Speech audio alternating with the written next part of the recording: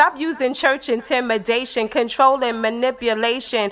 Jezebel and all them spirits fall back, not trying to hear it. Go with Jesus, walk in peace. On your pew can sit that beast that we're fighting in the world. I'm that JC Supergirl, Jesus Christ, belt of truth, arm of God, I'm slaying you. Power of the word, two-edged sword. MC Heaven rocks for her Lord. Thought they crept in unaware, didn't see the gatekeeper standing right there. Not getting down with your tactics, undoctrinal practice. Hello, everybody. Shalom and blessings. And we greet you in the name of the Most High. Thank you all for joining in again to the Crystal Jones Show. It's the show that's all about life's balance. I'm your talk show host, Crystal Jones. And as always, we're glad to see you. Come and visit us again. Let me give you my contact information. You can watch my show weekly, on channel 951 and 2137. If you go to BronxNet.tv, channel 951 and 2137, I'm on the Inspire channel now, so you can let everybody know. I'm on there every week on Saturdays from 7 p.m. to 8 p.m. So Saturday evenings, you could tune into my show. Also, you can visit me at my YouTube channel and my Facebook page, The Crystal Jones TV Show. Make sure you put that in TV show, because if not, it'll take you to another page. But you could reach me there. You can see all my latest episodes. You'll see them before they even come on television. So if you sign up, subscribe to my channel on YouTube and go to my Facebook page, you'll see all the latest shows before everyone else does. All right. Also, you can reach me at Instagram. You can see me on Instagram. And also you can write to me at thecrystaljonesShow@gmail.com. Okay, today we're going to be talking about bridging the gaps in the Hebrew and Black communities. And we're also going to be talking about entrepreneurship and farming. Now, we're going to start off with in the news. This is really sickening, but I got to keep bringing this before you. Okay, I keep telling and sharing with my viewers that we have to go back to living in our communities with each other, because these are the sickening things that they're doing to our children. So please stop subjecting your children to this type of treatment. I have from the Atlanta Black Star. There's a Black woman in Spokane, Washington. She says that her twin daughters were asked to clean cotton as part of her classroom lesson, as part of their classroom lesson. Now, mind you, these twins were the only Black kids in the classroom. The other kids were white. The teacher was white. The teacher made these twin girls who were Black come up and clean cotton so that she could show the white kids, this is what we used to do, so they could see this. Do you see the sick white privilege mentality that these people have the nerve to do this? So the children, they're 14 years old. They were so upset. They went home immediately, told their mother what happened. The mother came to the school, okay, and told the principal and the administrator what happened. Guess what they told them? Oh, just separate them and put them in another classroom away from that teacher. That's it. That's their answer. Just take the kids out of the classroom. They're Black. Take them out, segregate them. So this is the message that they're spreading to us across this country. And I'm telling you, get your kids out of these schools. Homeschool them, or get together like a lot of communities are doing and form schools within your homes, or, there are different buildings and things like that in your area that you could probably get for, very, very cheap if you come together as a community and start teaching your kids. And number one, teach them about their history, please. Because this is ridiculous that this is being allowed in this country after all these years. So this is another message that this country is sending us. They don't want us here. They're sending us the message we don't belong here and all of that. And I'm telling you, according to the Bible, we came from a way better place than this, okay? So at some point in time, if you follow along with Bible prophecy and history, we will eventually leave this place, and it won't be too much longer. We will have another Exodus. Okay, so this is what's going on. So I keep telling you, please stop subjecting your kids to this because you feel that they have to go to a predominantly white school. Now, the other thing that I wanted to touch on is the foundation of the wealth of our people when they burnt down Black Wall Street. Now, a lot of the Black people who had got the wealth before it was burnt down, and this was burnt down by so-called white Christians and white authority leaders. Now, I don't know what Christianity they are into, but that's not the Christianity in the Bible. We were first called Christians at Antioch, and at Antioch it tells you what we were Hebrew. We're always called the children of Israel, and they tell you the names of the people who were there after Christ died and rose again and, ascended on high. And then his disciples started gathering the lost sheep of the house of Israel, which is the 12 tribes of Israel, which you have, the Mexicans are the tribe of Issachar. The Indians that were already here in America are the tribe of Gad. We who are Black Americans, we're the tribes of Judah and Benjamin mixed in. There are the ones who are from Hawaii, the Fiji Islands and all of that. They are the tribe of Naphtali. We have all of these, we all look different now. We're still, people of color, but we look different now because we were spread out, because we were chased out of our land in Jerusalem. So we hid amongst the people in Africa. That's how we came into the African communities. That's why if you do go back and do your roots and things like that, you see that some of your people came from Ghana, some came from Nigeria, stuff like that, because we fled to all these areas, Ethiopia, all of that kind of stuff, right? Cameroon, this place, that place, right? So this is what happened. So anyway, how these Black people in Tulsa, Oklahoma had got their wealth was when our people came here and we were we were made to serve as slaves. We were bought here as slaves. When slavery was over, we were given land, and a lot of the land that they would get they had given us in this area, because we sure wasn't given land in a lot of other places. Very few of us got the land, but the areas where we did get the land, a lot of times the land was land that people really didn't want, but it benefited us because there was oil on the land. So a lot of our people came into money because of the oil. So that was part of how we started getting the wealth in Tulsa, Oklahoma, through some of those oils and things like that. Just like in California, we were also part of the gold rush. A lot of our people had gold. And I keep telling you all, please get your gold. Get your gold. You could go online and, find which different places, sell you the gold and stuff like that, because we're gonna need that, because the way things are going, the market, everything is gonna crash, and we're gonna need to be pinching off gold and stuff like that, because when they try to do this one world system and all of that kind of stuff, we are going to be, as always, the people that are kind of scrambling, for what to do. But if we prepare ourselves now, whatever nonsense that they're planning that's not going to work, for us, then we can, survive by the bartering and things like that through gold. You could buy gold nuggets and stuff like that now. Get prepared, get these gold notes and things like that we're going to need soon coming, because a lot of things are going down in this country.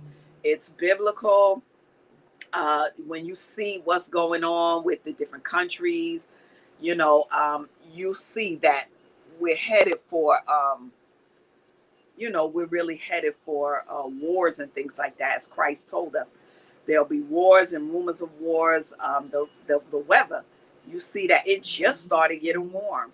We won't know what it'll be because they're messing with the earth, drilling and all of that kind of stuff that they're doing, going into space every 5 minutes. All of that stuff affects the system. You know what I'm saying? So we need to prepare ourselves so that we're not caught unawares. Get your pantries together and all of that, because you're going to need food and everything like that. You don't know what's going to happen throughout this pandemic and all of that kind of stuff. Stay safe. Basically, through this pandemic, if we eat right and stuff like that, we don't need all this other crap. We don't. Just eat right. Get your teas and all of that stuff so that you're healthy. Okay, so now we're going to go to some videos, and I'm going to share with you that we need to get off of this system totally. We really need to. We're going to have to start moving off of this system, because the CEOs that we have that are in place in these big companies, these are companies that we don't even own, okay? So we need to start owning our own companies and things like that. We need to get back into learning about how to go in business for ourselves and things like that, and farming. So the first video I'm going to show you is Black CEOs in corporate America. Where are they? Let's go to that video. Business and diversity scholars say the executive suite is still one of America's most exclusive clubs. Pardon me for being a little blunt, but the corporate hierarchy resembles something like a plantation, heavily white at the top with a strong Black labor force at the bottom. For decades, corporate America has failed to hire, promote, and fairly pay their Black talent. Even after a generation or two of Ivy League educations and extraordinary talented and loyal African American professionals working in corporate America, we seem to have hit a brick wall with the number of Black CEOs currently in corporate America. Right now, we stand at 5. In this original Black Excellence video, we will present you with a question and do our best to answer it. Where are the Black CEOs? So without further ado, let's get started.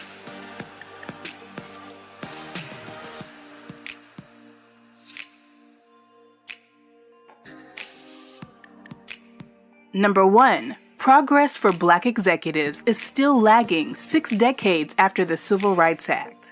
Corporations are at a disadvantage as the nation gets more diverse and less white. They are not prepared and must adapt to better read America's ever-changing consumer taste and demographics. Greater diversity of leadership will only help the financial performance and innovation of Fortune 500 companies and startups that continue to fuel the economy and supply jobs that Americans desperately need. The shortage of Black chief executives running America's top 500 companies stands at just 2%. That's only 5 of the 279 top executives listed at the 50 biggest companies in the S&P. And the numbers aren't much better on the rungs of the ladder leading up to that role either. Among all U.S. companies with 100 or more employees, Black people hold just 3% of executive or senior level roles, according to Equal Employment Opportunity Commission data. Decades after the civil rights movement and laws that ban workplace discrimination, progress for Black executives is still lagging.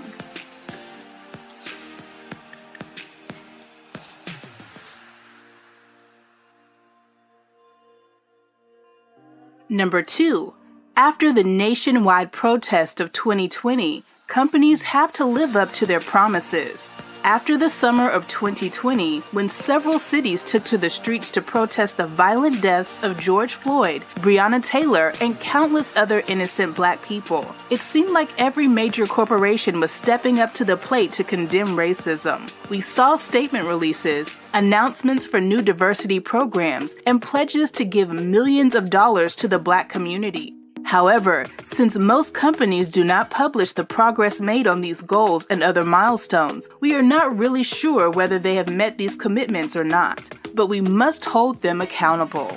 Oftentimes, research has shown that many corporate America companies tend to view diversity as a nice to have and a photo op, but not necessarily as a corporate policy. There has to be more transparency as it relates to the diversity numbers of Fortune 500 companies and progress being made on their promises to the Black community. This is especially important if the company's product has a strong Black consumer base.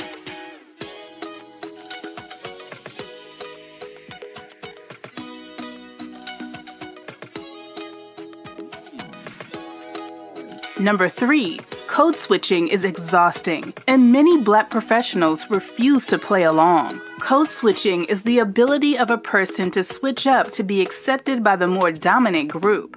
It includes alterations of speech, mannerisms, clothes, hairstyles, and music from one environment to another. Code switching is something that corporate America silently demands of its Black employees, especially at the executive level. Many Black employees feel that they have to shed some of their racial identity or Blackness to feel included, qualify for higher positions, or receive the compensation equivalent of their white peers. Code switching has long been a strategy for Black coworkers to successfully navigate professional interactions and has large implications for their economic advancement and even career survival.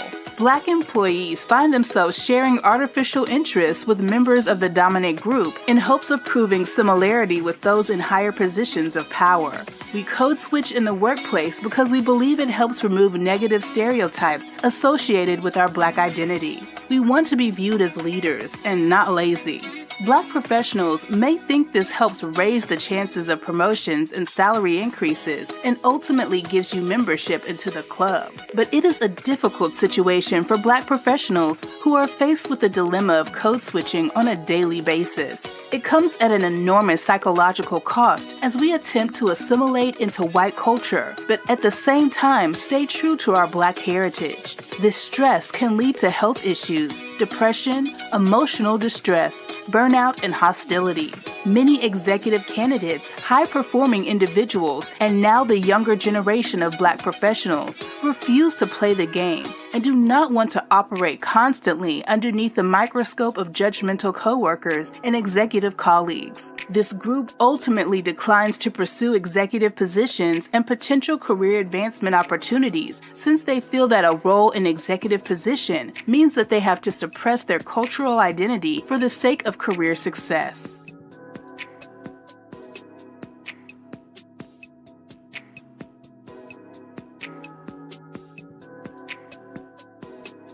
Number 4, patterns of exclusion and discrimination are still prevalent in corporate America. Today, stubborn patterns of exclusion and discrimination are still keeping Black executives from reaching the apex of corporate America. Black employees are missing in the all-important pipeline of talent that feeds top management and the CEO job at too many Fortune 500 companies. When Black employees are elevated to the C-suite, they are frequently given roles with less advancement potential, such as Chief Human Resources Officer, Chief Sales Officer, or Chief Administration Executive. And while discrimination is a likely factor, it can be very challenging to pinpoint and prove. The early 2000s saw the rise of many powerful African Americans in corporate America. It was thought to be the beginning of a wave of African Americans welcomed to the C-suites. However, that number of Black CEOs at the helm of Fortune 500 companies have plateaued, and the floodgates of Black COOs, CFOs, and CEOs just never materialized. Black professionals are reporting more and more incidents of racism, discrimination, and promotion passovers. But quietly, discrimination is being played out in the form of very few Black executives being groomed for key leadership posts, very few Black employees being identified for executive talent pools, and very few Black managers being fast-tracked into C-suite executive positions.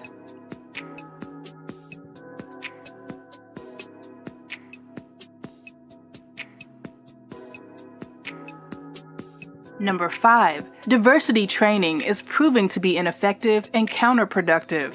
It shouldn't be surprising that most diversity programs aren't increasing diversity. While companies have long talked about the importance of diversity while spending billions a year on such efforts, money and resources have often been devoted to flawed programs with only mixed evidence of effectiveness.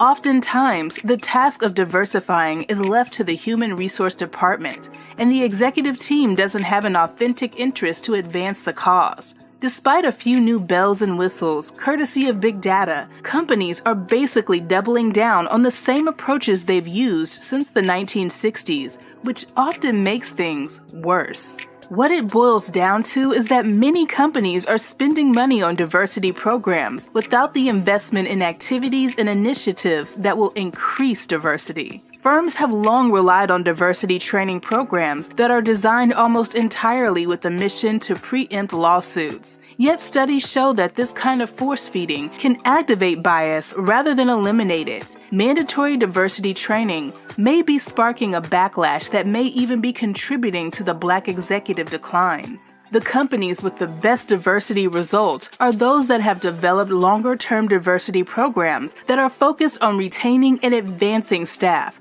not just recruitment and hiring. It's more effective to engage managers in solving the problem, increase their on-the-job contact with African American employees, while promoting community service and social accountability. Furthermore, mentorship programs, executive-level diversity officers, and lean diversity task forces have shown much success, but only if the CEO is an active stakeholder in the initiative and is willing to align the company's and his own performance to the measured results.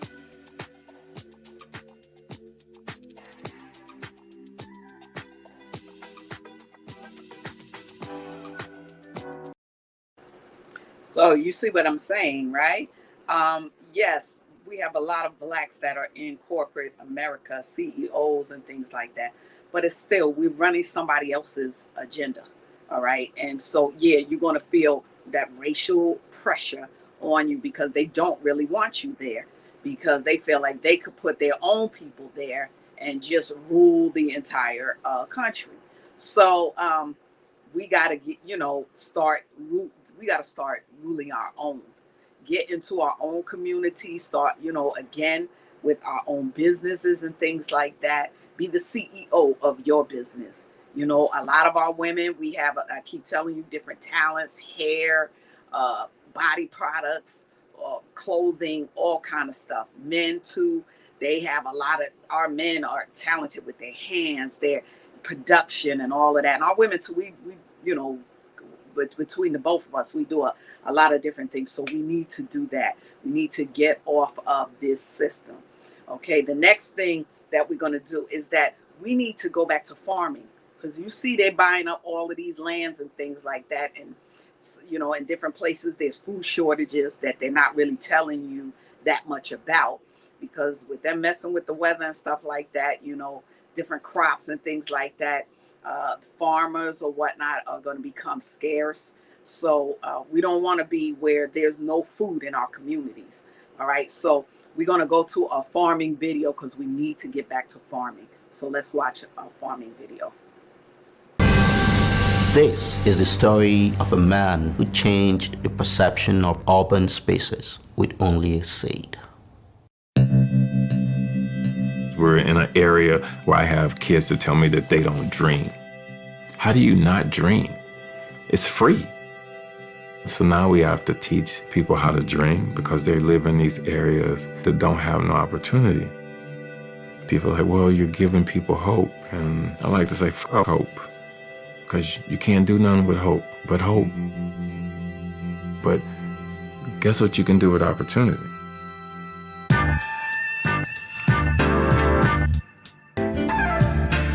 I'm Ron Finley. Some people call me the gangster gardener. Some people call me the renegade gardener. He's real, really real. He's a very kind man, and the man works hard. Good night.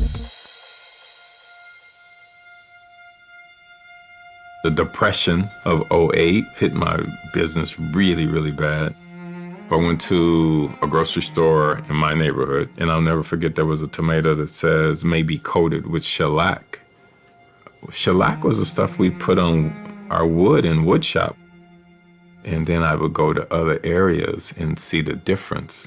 I'm like, okay, what's the difference? Why can't we have the same thing? And it just let me know that all of this was by design. And my whole thing was, okay, we need to change the design. And I thought to change with my garden, start growing my own food. Parkway in Los Angeles is that strip of land right before you get to the street. So it's between the street and the sidewalk. You actually own it, but the city has jurisdiction over it. I originally got a citation once I put a garden out there. So for years, I just let it go. Trash, weeds, I didn't care. And I never got a citation. But as soon as I tried to beautify it, I got a warrant for my arrest. This time I'm like, I'm not taking it out. This is too positive of a thing. If you have a problem with it, why don't you try redesigning these communities where they uplift people rather than keep them down? And I figured it was time that this was changed because you didn't give a shit that this had trash and litter and dressers and toilets on it. But I beautify it and now you have a problem with it. So what does that tell me about your thinking about me and my neighborhood? That's the dude's stubbornness. He doesn't give up when he feels it's right. Steve Lopez of the LA Times did a visiting interview. It was like the clouds cleared. And my whole thing was just imagine if the neighbors had done it collectively. So now you're exchanging food. You created responsibility and you created relationships in a community. If somebody writes a law, that means they can tear it up and get an eraser and rewrite it.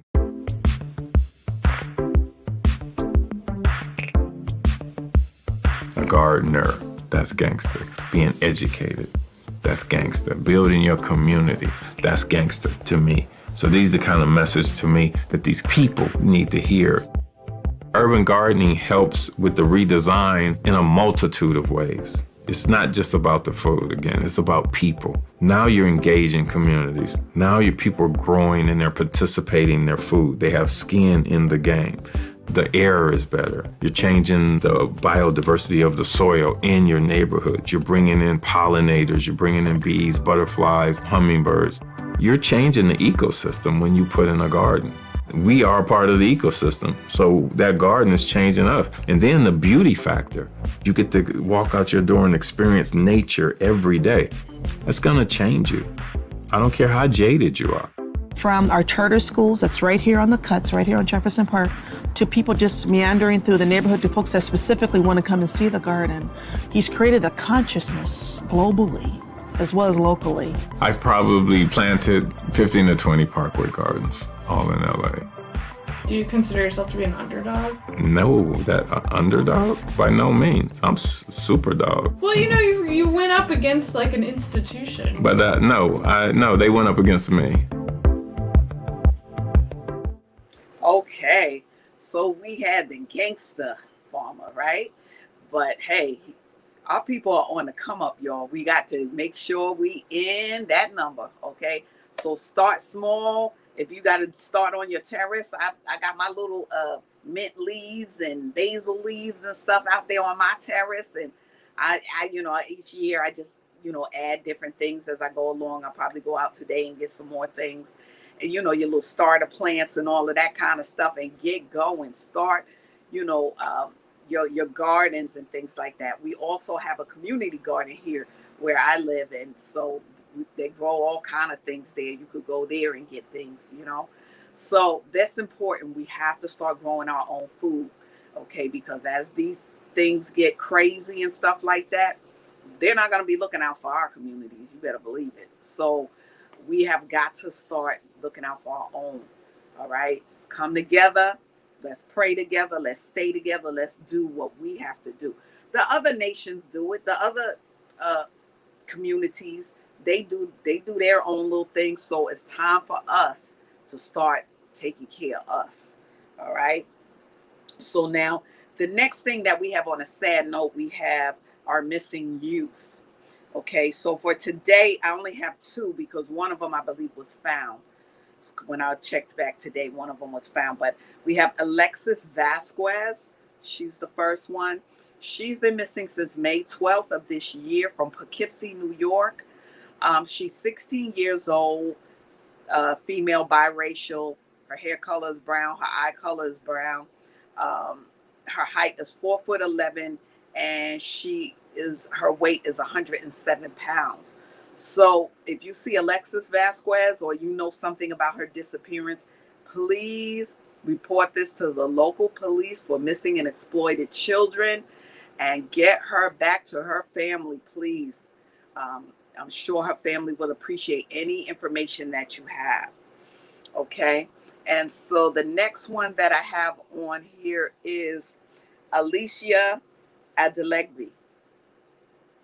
She is missing since April the 10th of this year, 2021, from Brooklyn, New York. She's 17 years old. She's a Black female. She has black hair. Her eye color is brown. Her height is 5'9", and she weighs 310 pounds. So please, if you see this young, wonderful, beautiful young lady, please call the Missing and Exploited Children hotline or your local police and let them know that she's on that listing. Her family is searching for her. Please help bring these children, these wonderful babies, back home to their mothers and fathers, okay? Because they need to be found. All right. So now, on a high note, we're going to go to spotlight on our youth. And we always do this so that we can see what wonderful things our young Black children are doing, in spite of what they negatively say about our culture altogether. We thank God we have some wonderful young people that are doing great things. Today we have Mikey Wren. All right, he's a 13-year-old CEO of Mikey's Munchies Vending. He's an author and public speaker and teacher on finance and entrepreneurship. You better go ahead, Mikey. So we're going to take a look at what Mikey's up to. Let's look at his video. Mikey Wren is a typical 12-year-old boy. Our mission is to create a vending company that builds strong relationships, offer competitive prices, and provides quality service. Well, almost. Mikey also runs a successful independent vending machine business, Mikey's Munchies. I remember I asked my mom for something at the vending machine, and she told me no, but she told me all the money that you put into those machines goes to the owner. But if you had your own, all the money would go to you. So then I was like, you know what? I want vending machine. I really thought no. And another thing that's being added onto my plate. But I gave him some busy work, and he did the busy work. So I told him to go do a business plan, go do market research, and tell us where to get the machines from. And he did it within 2 days, and he brought it back to us, and he was like, I got it. And I'm like, you got what? And he was like, I got it. I got my business plan. So then me and my husband had to sit down and have a conversation about getting him these vending machines because we didn't have the money. So we had to come up with a game plan. Okay, you have to do a lemonade stand to get this money. And we were shocked. The first day he made over $600. And serves as the youngest vending machine owner in the nation. 6 of them are in Jenny's. 3 of them are with a company, Boeing. I have a contract with Boeing. I have 1 at the Magic House at May, and I have 2 in Creve Coeur. But he hasn't stopped there. After garnering success with his business, Mikey went on to write 2 best-selling children's books that both offer perspective and advice for other young entrepreneurs. That whole process started with his 3rd grade teacher, and she didn't know how to approach me to tell me that my son was struggling in 3rd grade. And she was like, it was intimidating for her to come to me and say, your son cannot read. So I went back and said, what do we need to do? And she said, as a team, we need to come together and get a game plan for him. And her game plan was to journal and make sure he's journaling every day and just writing down what he did and then question him about what he did. And so that's what we started to do. And it started to read as a book. So we asked him, hey, do you want to publish a book? He said, yes. We published a book. Well, I self-published a book. And then within that first day, he hit the bestsellers list. What was inside my journal, what was going on inside my life. So the lemonade stand, the vending machine company, which quickly turned into the book, Mikey Learns About Business. And although Mikey was finding success in the world of business and becoming an author, Mikey's family had to overcome their own challenges. So many people don't know, my mom just got done battling breast cancer. So her still helping me with my vending business, her motivating me, telling me, come on, we gotta go, we gotta keep going, we gotta keep pushing. And her just setting me up, like, because if she didn't make it, she just wanted to make sure that I was set up and my sister was set up as well for life. I just really want to appreciate you guys for coming. This event nearly sold out, so that just really just warms up my heart. Take risks and take chances because you only get one shot at some stuff. So if you don't take the risk or don't take the chance, that's an opportunity that you probably missed. And just as Mikey has been motivated throughout his journey, he now inspires and motivates others to take risks and to live out their dreams. Felt a fire get lit up under me. It's just amazing how one kid can inspire others. I think it's awesome that he has taken his creativity to this level. I don't do like much talking. I let my actions like show. Just like the lemonade stand, making $1,200 in 3 days. Not many people is doing it. So I just let my actions show. So proud of our young Black youth. They are really doing it. Every time I turn around, every week, I'm seeing all of these different young Black entrepreneurs. And they're starting from the ages of 4, 8 years old. They're going back to how we were when we were in our own land. Our young people used to do things back where we came from. Farming and all kind of things that they used to do. I was watching a movie last night that represented that, how our young children knew how to fix things and just so many things that they got from, watching their fathers or, different people on the land and stuff like that. They would get a niche to, and just, we have smart children in spite of what they try to say about us here. Our children are smart. They were smart. They're given God-given smart and sense and things like that. So encourage your youth. I don't care if they 2-3 months. You start speaking some faith into them. Start talking to them when they're young. You are somebody. You are, look at their little gifts that you see. Even when they in the crib crawling around, certain things that they do, you could tell. You like, this little boy or this little girl, they seem to like this or that. And keep at them with that. Put them in environments of things where you see that they're talented. And I'm telling you, these kids will be CEOs at 2-3 years old soon. So we're so proud of you, Mikey. Shout out to you. God bless you and your parents and your whole life. I pray that God will bring you to special blessings. So the next part we are going to go into for today is our health and wellness segment. All right. So for today, we want to say try anti-inflammatory drinks. The weather's warm now. Get the smoothies, apple, carrot, and beet juice. Put that in your blender. I do it. Kale and spinach. A lot of times I make that kale and spinach, and I put some carrots up in there.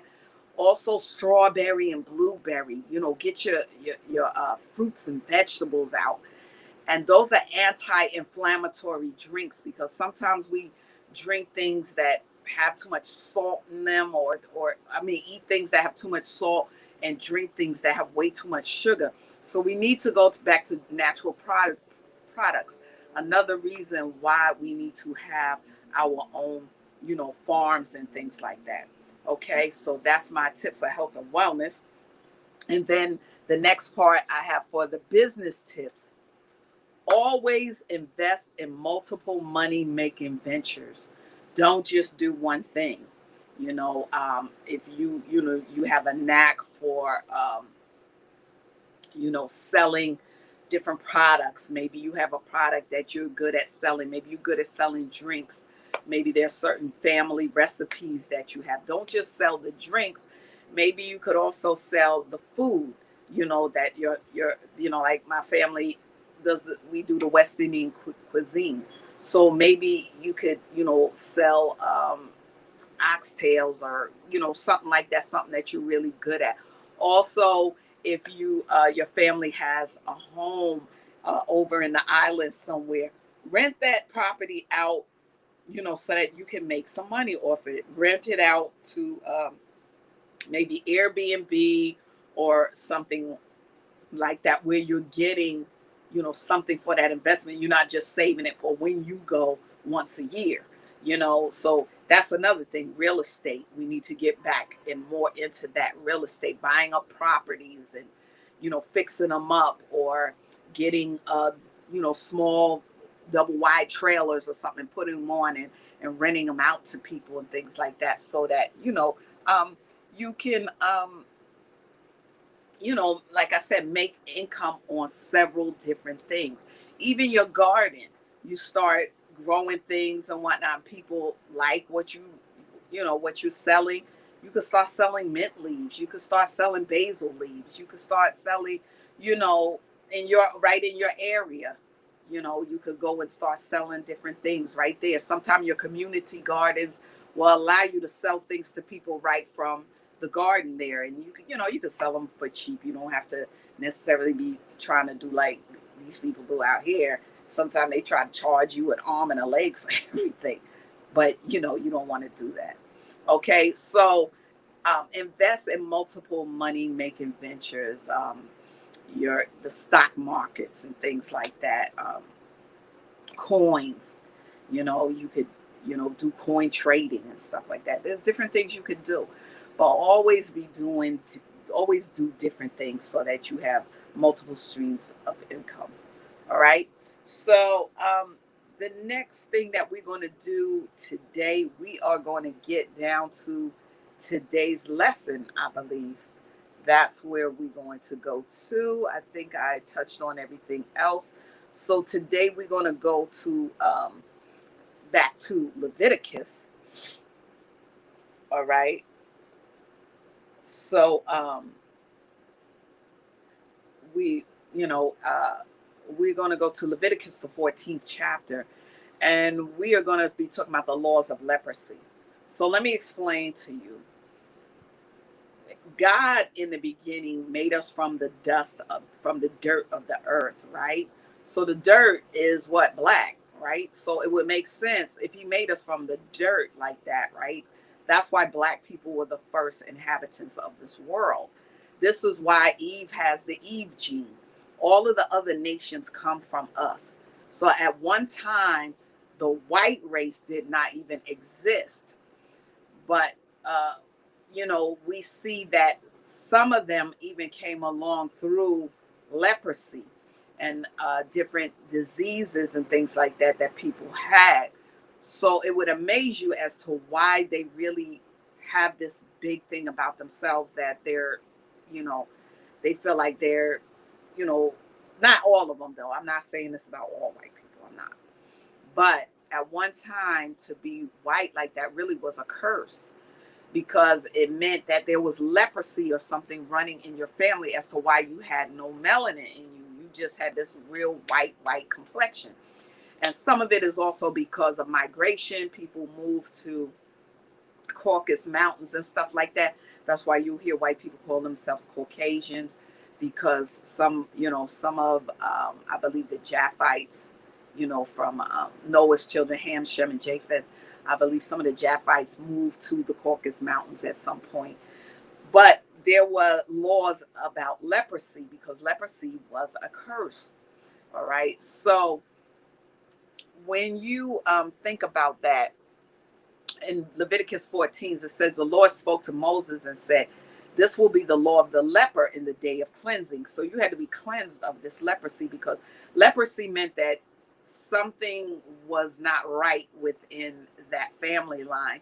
Maybe they committed some type of thing that was against the laws and commandments of the Lord, and they wound it up with leprosy. So that would make the genes of the male only produce white children. So that's some of where white people came from, because originally everybody was black. So now it says, the priest shall go forth out of the camp and shall look, and behold, if the plague of leprosy be healed in the leper, then shall the priest command to take for him that is to be cleansed 2 birds alive, and cedar wood, and scarlet, and hyssop. Okay, so you see, hyssop and herbs and stuff like that had a lot to do with us being cleansed from different diseases. As a matter of fact, Moses was given a book on all the medicinal issues that would come up in people from that time forward. So there is a cure for everything. So why they're telling you this and that is because they're making money off of your doctors or the industry that people are sick in. There's always a cure for everything. If you read the apocryphal books, I believe it's in Jasher. I gotta look it up again to be sure. But in the apocryphal books, it tells you that Moses was given a book on medicines by the angel, and they taught Moses through these, the writings of what to do in each case of sicknesses and things like that. That's why you see in Africa, you see the tribal people that, make up different things for different sicknesses and diseases, because Moses was taught that. So at one time, people use herbs and things like that, like we're supposed to do. We're supposed to be healed off the good of the land, right? So it says that they shall sprinkle upon him that is to be cleansed from the leprosy. They sprinkle, these herbs and things on them to pronounce them clean. And they let the bird loose into the open field, right? So I guess really meaning like you're free now, you're cleansed from this. He that is to be cleansed shall wash his clothes and shave off all his hair, wash himself in water that he may be clean. And that after that he shall come up into the camp and shall tarry abroad of his tent 7 days, right? So in this 7 days, you're spending time with the Lord. And that's the thing too, is our people left the laws and commandments of the Lord. We left off praying and having a relationship with the Lord. So now you're in trouble. You got leprosy, God heals you of it, or it could be a generational curse that you're being healed from. So now you're spending these 7 days thanking God that he cleansed you, he healed you, and you're spending the time giving him thanks and getting close to the Lord. I know you hear people talking about they're getting close to the earth, but the earth is not what saves you. It's the Lord. The Lord is the one who made everything in 6 days for us, and he rested on the seventh.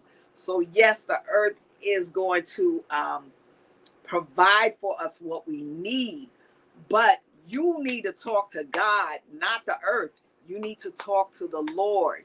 So this is where people get confused or talk about they're going to talk to, Mother Earth and stuff like this. No, the earth was made for us. It was. Everything was made in those 6 days, but the earth is not what gave you the different things. It's God that formed the earth and the worlds. He's the one that formed it all. So he should be given the glory.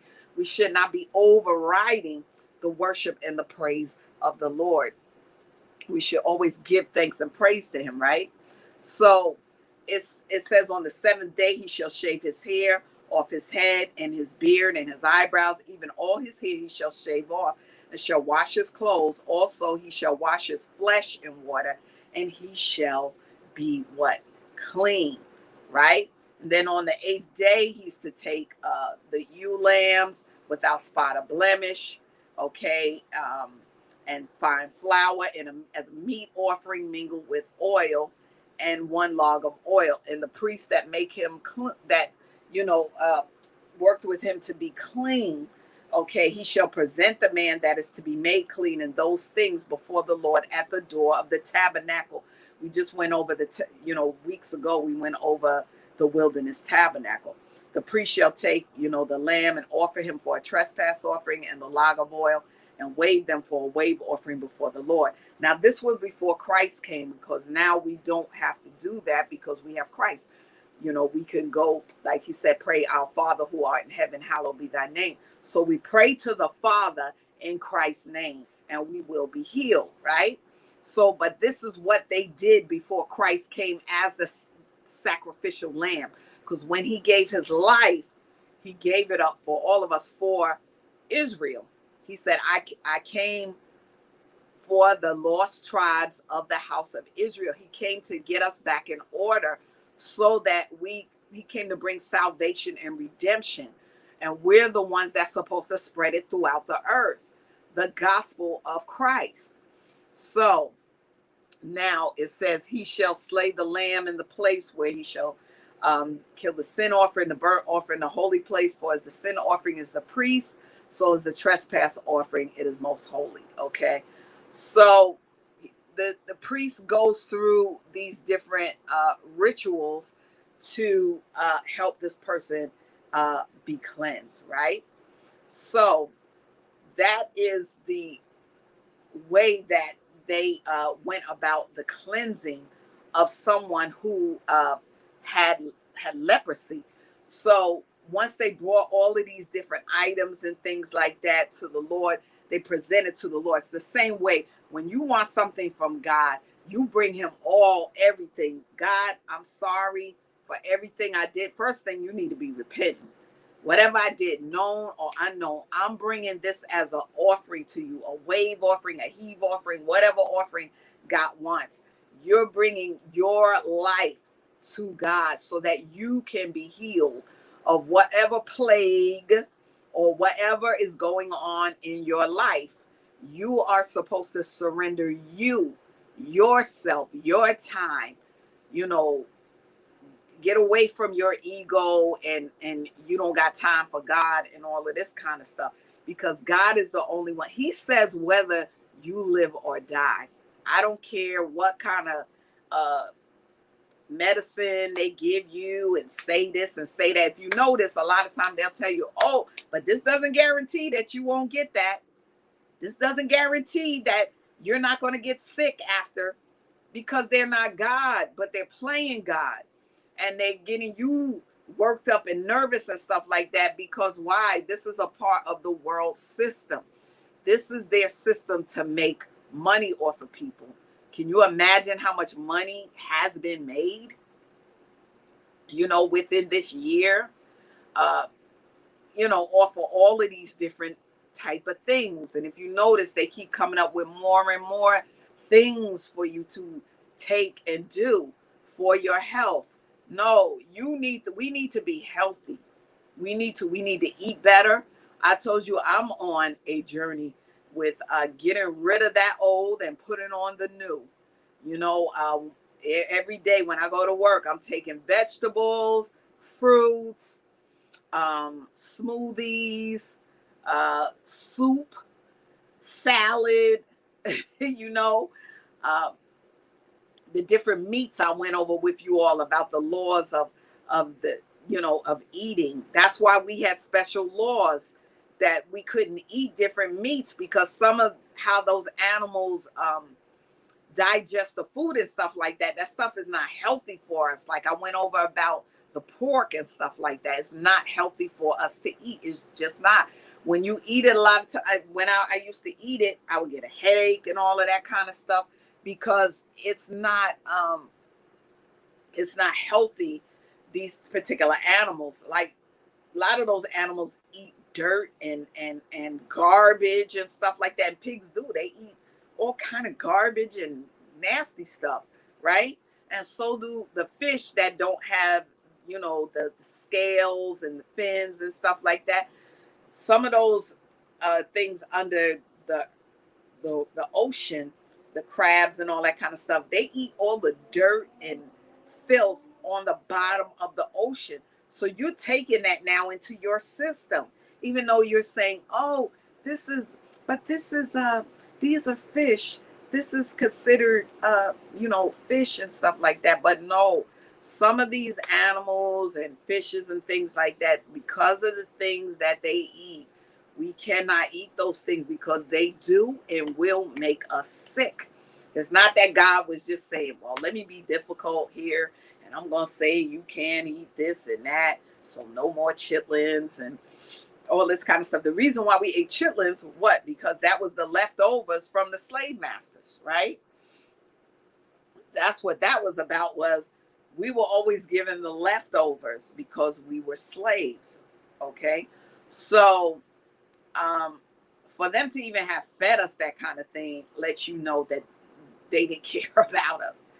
They, who would do that to make your people just go out there and eat the swine? Yeah, go out there and get whatever you can get, that kind of thing. And that's the same way that we're treated now, that they want us to always have whatever's left over if they want us to have that. So we got to stop looking to them to do us right, because they're not going to. They're not. They haven't done it. We've been here for over 400 years, y'all. Come on. It's not going to happen. So while we're here, we have to build our own communities, become our own CEOs, have our own schools, school our own children. And we ourselves have to find out our heritage, find out our history, because a lot of our young Black people from the age of 25 to 40, a lot of them don't even know who we are, because our history was whitewashed. So that every couple of years, they keep changing us. One year we was colored people, then we was Negroes, then we were African Americans, then we were people of color, then we were, all these different names to try to hide our identity. But if you look around at the different things that they worship, the Black Madonna and all that kind of stuff, that should show you that they know something you don't. So I'm just trying to get you all to see, please wake up to the fact that we can't continue to be asleep and act like, well, my kids should be able to go to this school. Well, my kids should be able to do that. Who do you think is at the helm of these schools that don't want your kids there? Okay. Those are racist people, and that's not going to change. People are going to be racist. Not all white people are racist, but those that are at the helms of these different, organizations and entities, they are racist entities. Okay. So if you keep trying to slide up in there and talking about, yeah, we're going to desegregate and all of that. No, we're not. No, we have to, just like all the other cultures you see, everybody get a clue now. Everybody else is culturing together but us. So we have to get together and do the things that God wants us to do. Remember to go back to the statutes, the commandments, and the laws of the Lord our God, so that we will be blessed and be prosperous. As you see, we're on the rise now. I've shown you over the weeks the different Black neighborhoods that are on the rise, that are forming and coming together. Black schools are coming into the areas and things like that. Be proud of who you are. Stop the foolishness about wanting to be in the white communities and stuff like that. Be amongst your own people and do the things that God would have you to do. So I'm going to give you my information again. You can watch my show on Saturdays from 7 to 8 p.m. BronxNet.TV, channel 951 and 2137 on the Inspire channel, the Crystal Jones Show. That's my new weekly air date and time. Okay. Also catch me on YouTube and Facebook, the Crystal Jones TV Show. Make sure you put in TV show, and you'll see all of my latest videos before everybody else. And also catch me on Instagram at the Crystal Jones Show, and write to me at the Crystal Jones Show @gmail.com. So God bless you. God keep you is my prayer. And always, I always tell you stay balanced. God bless. Stop using church intimidation, control and manipulation. Jezebel and all them spirits, fall back, not trying to hear it. Go with Jesus, walk in peace. On your pew can sit that beast that we're fighting in the world. I'm that JC Supergirl, Jesus Christ, belt of truth, arm of God, I'm slaying you. Power of the word, two-edged sword. MC Heaven rocks for her Lord. Thought they crept in unaware, didn't see the gatekeeper standing right there. Not getting down with your tactics, undoctrinal practice.